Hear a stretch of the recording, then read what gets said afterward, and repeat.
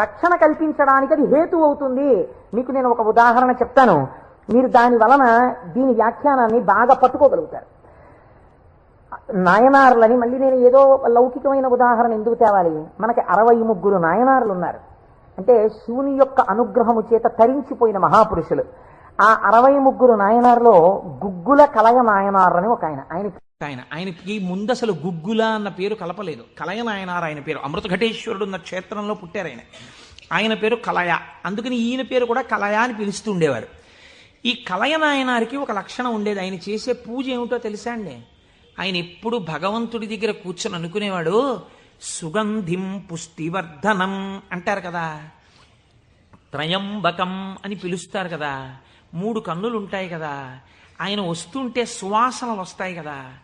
ఆనాడు మార్కండేయుడు శివలింగాన్ని గట్టిగా కౌగిలించుకుని చంద్రశేఖర చంద్రశేఖర చంద్రశేఖర పాహిమాం అని అంటుండగా యమధర్మరాజుని శిక్షించి మార్కండేయుడిని రక్షించడానికి శివలింగంలోంచి ఆవిర్భవించాడు కదా. ఆవిర్భవించినప్పుడు శివుడి కన్నా ముందు శివుని యొక్క సువాసనలు మార్కండేయుడు పీల్చి ఉంటాడు కదా. శివుడు వచ్చేశాడని పొంగిపోయి ఉంటాడు కదా. ఎంతకీ రానిటువంటి రైలు వచ్చేస్తోందని అనౌన్స్ చేసినప్పుడు ఎంత ఆనందం పొందేస్తామో, ముందు అనౌన్స్మెంటు తర్వాత రైలు ఇంజను కనపడగానే పొంగిపోయినట్టు సుగంధిం ఆ సువాసనలు వస్తుంటే ఎంత పొంగిపోయి ఉంటాడు కదా మార్కండేయుడు. నా పూనిక ఫలించింది, వచ్చేశాడు పరమాత్మ, అదిగో శంకరుడు, అదిగో సుగంధిం సువాసనలు వచ్చాయి అని ఆ చంద్రశేఖర చంద్రశేఖర అన్నది ఒక్కసారి ఆపేసి ఏడి శివుడిని ఆ సువాసనల వంకి ఇలా చూస్తూ నిలబడిపోయి ఉంటాడు కదా. కాబట్టి శివుడి యొక్క సువాసన అలా ఉంటుంది కదా అని పొంగిపోతూ నేను అలాంటి వాసన పీలుద్దామని ఆయన మహాైశ్వర్యవంతుడు కలయనాయనారు. రోజు ఇంత గుగ్గిలం పట్టుకొచ్చి ఆ గుగ్గిలం వెలిగించి గుగ్గిలం ధూపం వేసేవాడు. ఆ ధూపం అంతా పూజ గదంతా నిండిపోతే అందులో కూర్చుని మార్కండేయుడు ఇలాగే వాసన పీల్చి ఉండి ఉంటాడు. ఆనాడు అర్జునుడు గబగబా వెళ్ళి తన గాంధీవం ఎత్తి కొడుతున్నప్పుడు శివుడి దగ్గరికి వెళ్ళినప్పుడు వాసనలు ఇలాగే వచ్చి ఉంటాయి అని ఆ వాసనలు పీలుస్తూ కళ్ళు మూసేసుకుని ఇవే శంకరుడి శరీరంలోంచి వస్తున్న వాసనలు, ఇక్కడే శివుడున్నాడని రోమాంచితం అయిపోయి పరవశించిపోతూ సమాధి స్థితిలోకి వెళ్ళిపోయేలా ఉండిపోతుండేవాడు ఆయన. మీరు చూడండి, భగవంతుణ్ణి పట్టుకోవాలనుకున్నవాడు ఏమంటే మాకు పూజ కుదరట్లేదండి, మాకు ఈ స్తోత్రం రావట్లేదండి అంటాం మనం. మన బతుకంతా ఎక్కడ ఆగిపోతుందంటే దీపంలో 2 ఒత్తులు వేయాలా, 1 ఒత్తి వేయాలా. నిజంగా తరించిపోయిన వాళ్ళు తరించిపోవడానికి ఎన్ని మార్గాలు వెతుక్కున్నారో చూడండి. ఆయన సువాసనలు పీలుస్తూ రమించిపోయాడు.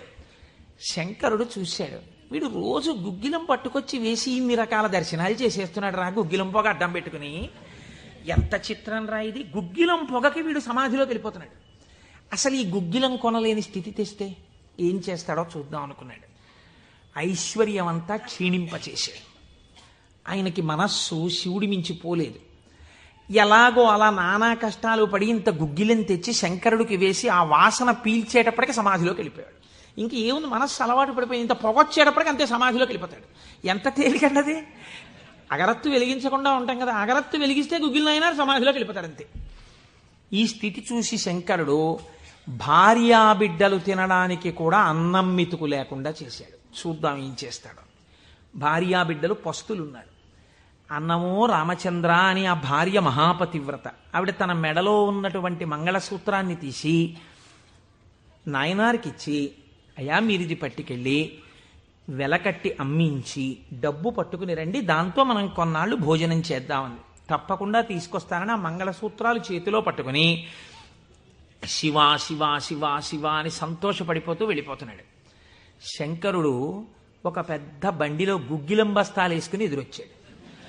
మళ్ళీ దొరకవుట గుగ్గిలం, అందుకని చెప్పి బస్తాలు కొనుక్కెడుతున్నాను, ఎవరైనా కావాలంటే కొనుక్కోండి అని అరిచాడు. అమ్మ బాబోయ్, గుగ్గిలం దొరకదటని చెప్పి ఈయన గబగబా మంగళసూత్రాలు ఇచ్చేసి గుగ్గిలం బస్తాలు కొనేశాడు. పోనీ గుగ్గిలం దొరకదంటున్నారు, ఇంటికి పట్టుకెళ్ళి ఈ గుగ్గిలాన్ని దాచుకుని రోజు ఇంతంత వేద్దాం అనుకున్నాడా? నిజంగా నాడు శంకరుడు వస్తుంటే సుగంధిం పుష్టివర్ధనం ఇదొక్కటే ఆయన సమాధికి కారణం. ఇంత గుగ్గిలం వెలిగించి మధ్యలో కూర్చుంటే అసలు నిజంగా శంకరుడు విరాట్ రూపంతో వచ్చేసినట్టు ఉండదు. కాబట్టి ఈ గుగ్గిలం అంతా వెలిగించేస్తానన్నాడు. ఇంట్లో వెలిగించేస్తే బాగుండదు, పొగలు వచ్చేస్తాయి. ఓ గుళ్ళోకి పట్టుకెళ్ళి వెలిగించేస్తే బాగుంటుందని ఈ గుగ్గిలమంతా వేసుకుని ఓ గుడికి పట్టుకెళ్ళి ఈ గుగ్గిలమంతా వెలిగించేసి దాని మధ్యలో కూర్చొని సమాధిని పొందేసి కడుపులో ప్రేగులు నకనకలాడిపోతున్నాయి, తెలియదు, ఆకలి తెలియదు, శరీరం నీరస పడిపోయింది, శరీరం అంతా నొప్పులు పెట్టేస్తోంది, తెలియదు, ఇంట్లో భార్య బిడ్డలు శోషించి పడిపోయే స్థితి వచ్చింది, తెలియదు. ఆ పొగ మధ్యలో సమాధి స్థితిని పొందాడు. ఇప్పుడు నా భాషలో చెప్పాలంటే భగవంతుడు ఓడిపోయాడు. పరీక్ష పెట్టగలడా ఇహ? ఏం పరీక్ష పెడతాడు? కాబట్టి ఇహ చూడలేకపోయాడు ఆయన. అమ్మ బాబోయ్, ఇదెక్కడ భక్తిరా అని గబగబా కుబేరుణ్ణి పిలిచాడు. కుబేరా, ఇలా నా పక్కన ఎన్నాళ్ళు నించుంటావు, నాకేం అవసరం లేదు. అడిగో మహానుభావుడు చూసావా, గుగ్గిలం పొగ మధ్యలో కూర్చున్నాడు, పెళ్ళం మంగళసూత్రాలు అమ్మేసి. వెంటనే వెళ్ళి ఆయన ఇంటిని బ్రహ్మాండమైనటువంటి అంతఃపురంగా మార్చేయి, భార్యకి బిడ్డలకి భూమండలంలో లేనంత ఐశ్వర్యాన్ని ఇచ్చేయి, ముందు ఉత్తర క్షణం వాళ్ళకి షడ్రసోపేతమైన భోజనం పెట్టు అనేటప్పటికి వాళ్ళ ఇల్లు మారిపోయింది, షడ్రసోపేతమైన భోజనం వచ్చింది. అయ్యో భర్త గారు ఎక్కడికి వెళ్ళారో అనుకుంటోంది ఆవిడ. అశరీరవాణి వినపడింది. అమ్మా, నీ భర్త భక్తి ముందు లొంగిపోయాడమ్మా, శంకరుడు మహదైశ్వర్యం ఇచ్చేశాడు నీకు. ఆయనో అన్నం తిందామన్న ఆలోచన లేదు, ఆ గుగ్గిలం పొగలో కూర్చునున్నాడు. ఇలాగా కూర్చునుంటే ఇప్పుడు ఎవరు మాట్లాడాలి? ఒరే నాన్న అన్నం తినరా అని. అమ్మా నాన్నగారు కోరుకున్న కోరికోటి ఉంది, నువ్వు ఎలా అయినా డాక్టర్ అయిపో. ఇంజక్షన్ చేసేశారు ఆ పిల్లకి. 3 ఏళ్ళు అయిపోయినా, 4 ఏళ్ళు అయిపోయినా, 21 ఏళ్ళు వచ్చేసినా, ఇప్పుడు నేను MBBS చదివితే రేపు పెళ్లి కొడుకు దొరుకుతాడా అని కూడా చూసుకోకుండా తల్లిదండ్రుల కోరిక తీర్చడం కోసమని వ్యగ్రతతో చదివేసిన పిల్లలా ఇప్పుడు ఆ తల్లిదండ్రులే వచ్చి చూసే అన్నం తినవే, అలా చదవకే, ఆరోగ్యం పాడైపోతుంది అన్నట్టు ఎవడు పరీక్ష పెట్టాడో వాడే దిగొచ్చాడు. దిగొచ్చి ఎవడు? ఆ త్రయంబకం నిజంగా సువాసనలు వచ్చి ఆనాడు మార్కండేయుడు బాహ్య స్మృతిని పొందాడు, ఈయన పొందలేదు, పొందకుండా కూర్చున్నాడు. ఇప్పుడు ఆ పరబ్రహ్మం ముట్టుకోవలసి వచ్చింది. ఇలాగా ముట్టుకుని కదిపాడు.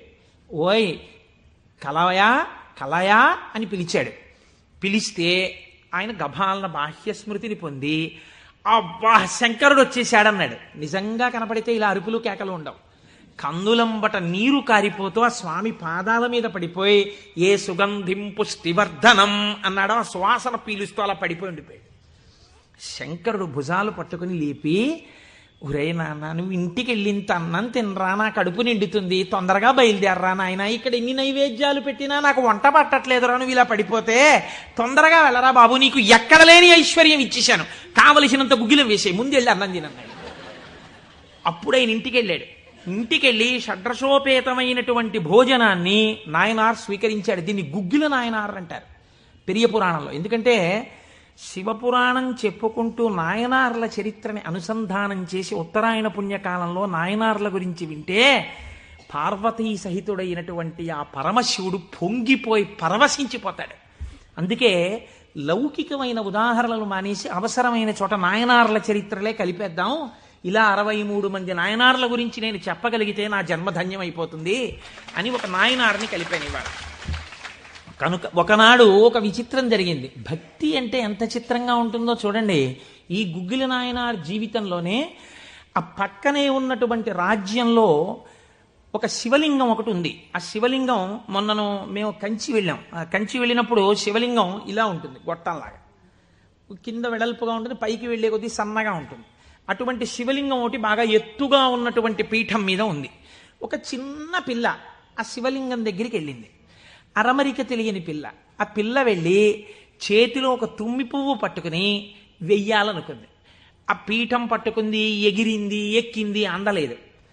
ఆ పిల్ల ఏడుపు మొదలెట్టింది. ఏడుపు మొదలెట్టి, శివా శివా నువ్వు నాకు అందట్లేదు, పువ్వు ఎలా వేయనంది. శంకరుడు ఆ భక్తికి పరవశించిపోయాడు. ఇది భగవంతుడు దేనికి కట్టుబడతాడు? ఆ భక్తికి కట్టుబడతాడు. వెంటనే ఇలా ఉన్న శివలింగం ఇలా వంగిపోతే ఆ పిల్లకేం తెలుసు? శివలింగం వంగిపోయింది నా కోసం అన్నది. చిన్నపిల్ల పొంగిపోయి తప్పట్లు కొట్టేసి కాసేపు ఆడేసి 2 పువ్వులు వేసేసి వెళ్ళిపోయింది ఆ పిల్ల. మరునాడు యథాలాపంగా అనేక శివలింగాలు ఉంటుంటాయి కదా గుళ్ళో. ఈ శివలింగం వంగడంలో లోపలున్న శివలింగం కూడా వంగిపోయింది. అర్చక స్వామి చూసి భయపడిపోయాడు. ఇదేంటి శివలింగం ఇలా వంగిపోయిందని మహారాజుకు తెలిసింది.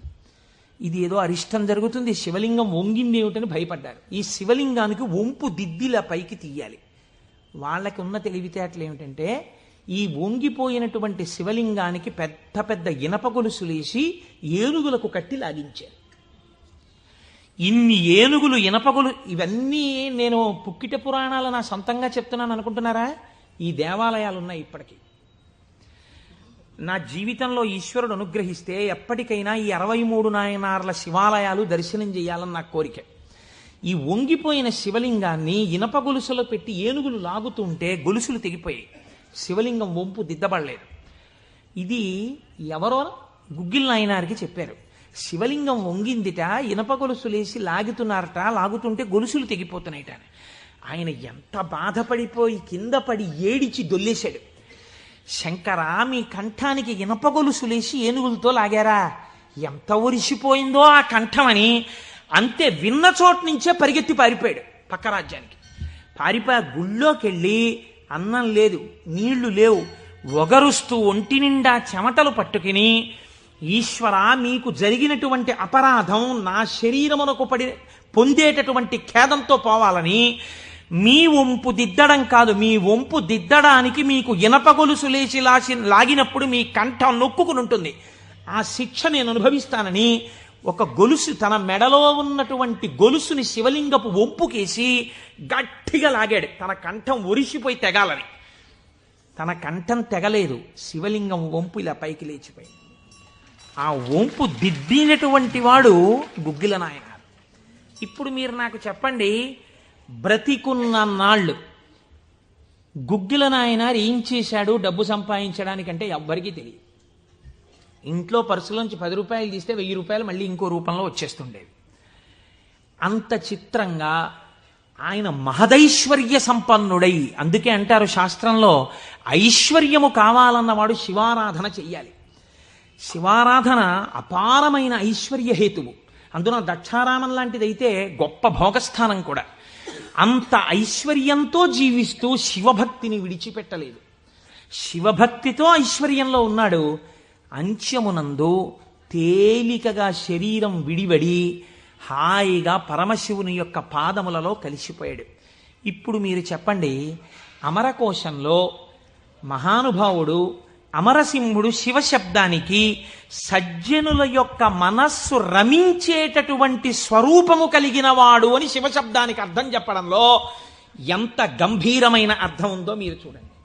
శివశబ్దము సజ్జనుల యొక్క మనసు రమించు స్థానము. ఎలా రమిస్తుంది, దేనివల్ల?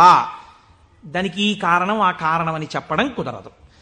మీకు మనస్సుంటే, భక్తి ఉంటే ఒక్క కారణం చాలు. ఏదో ఒక కారణంతో శివుని యందు మనసు రమిస్తే వాడికి సమస్తమైనటువంటి ఐశ్వర్యము కలుగుతుంది. ఇహము నుండి పరము వరకు, మోక్షము వరకు పొందగలడు. కాబట్టి అటువంటి స్థితిని ఇయ్యగలిగినది. 3వ నిర్వచనంలో అంటారు, చేతే సజ్జన మనస్వితివా. సాధువుల యొక్క మనస్సు యందు తానుండువాడు. ఇప్పటి వరకు సాధువులు తమ మనస్సు శివుని యందు పెట్టారు. ఇప్పుడే స్థితి కెడతట.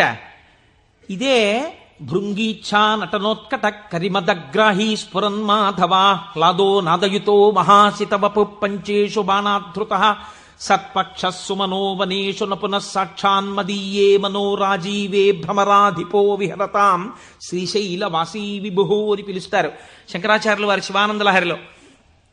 లోపల ఉండేటటువంటి హృదయ పద్మము పరిశుద్ధముగా భక్తి అన్న తేనెతో నిండి ఉంటే 2 గండు తుమ్మెదలు వస్తాయి. పార్వతీ పరమేశ్వరులనే గండు తుమ్మెదలు వచ్చి విహరిస్తుంటే అక్కడ తేనె కోసం.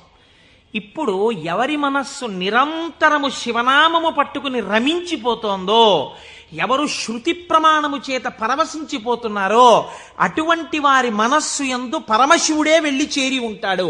అంటే ఆయనే శివుడైపోయి ఉంటాడు. ఇది నోటితో చెప్తే చాలా మంది అందుకుని ఉంటారు. కానీ నేను దీనికి కూడా ఒక ఉదాహరణ ఇచ్చే ప్రయత్నం చేస్తాను. చంద్రశేఖర పరమాచార్య స్వామి వారికి నడిచే దేవుడు అని పేరు.